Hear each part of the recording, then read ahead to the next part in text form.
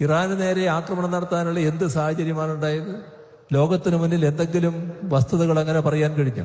ഏതെങ്കിലും കാര്യങ്ങൾ അവതരിപ്പിക്കാൻ കഴിഞ്ഞു? തങ്ങൾക്ക് വിരോധമുള്ള രാഷ്ട്രങ്ങളെ വെച്ചു വാഴിപ്പിക്കില്ല എന്ന നിലയാണല്ലോ.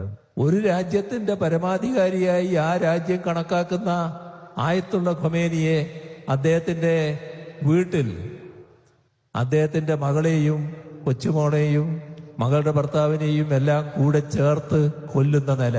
ഇന്നത്തെ ആധുനിക സാങ്കേതിക വിദ്യ മേലെ നിന്ന് നിങ്ങൾ എവിടെയുണ്ട് എന്ന് കൃത്യമായി മനസ്സിലാക്കാൻ പറ്റും. അങ്ങനെ മനസ്സിലാക്കിക്കൊണ്ട് ആയുധം പ്രയോഗിക്കാൻ പറ്റുന്ന വിദ്യകൾ, സാങ്കേതിക വിദ്യകൾ അമേരിക്കൻ സാമ്രാജ്യത്തിന്റെയും മറ്റും കയ്യിലുണ്ട്. അത് വെച്ച് ഒരു രാഷ്ട്രത്തിന്റെ പരമാധികാരിയായി ആ രാഷ്ട്രം കണക്കാക്കുന്ന വ്യക്തിയെപ്പോലും കൊല ചെയ്യാൻ തയ്യാറാവുകയാണ്. എത്ര ഇതുപോലുള്ള അതിക്രമങ്ങൾ! എന്താണിപ്പോ അതിന്റെ ഭാഗം? നമ്മുടെ നാട്ടിൽ നല്ലൊരു ഭാഗം കുടുംബങ്ങൾ ഇപ്പോൾ വലിയ പ്രയാസത്തിലാണല്ലോ, ഉത്കണ്ഠയിലാണല്ലോ, വേവലാതിയിലാണല്ലോ.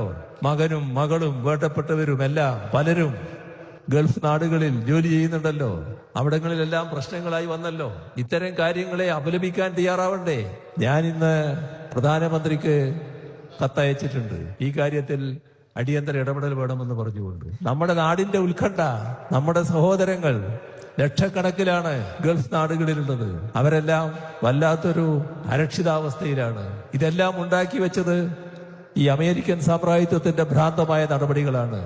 അവർക്കതിനു പറ്റിയ ചങ്ങാതി മറ്റൊരു ലോകതെമ്മാടി ഇസ്രയേൽ. ഈ രണ്ടു കൂട്ടരും കൂടിയാണ് ഇതെല്ലാം കാട്ടിക്കൂട്ടുന്നത്.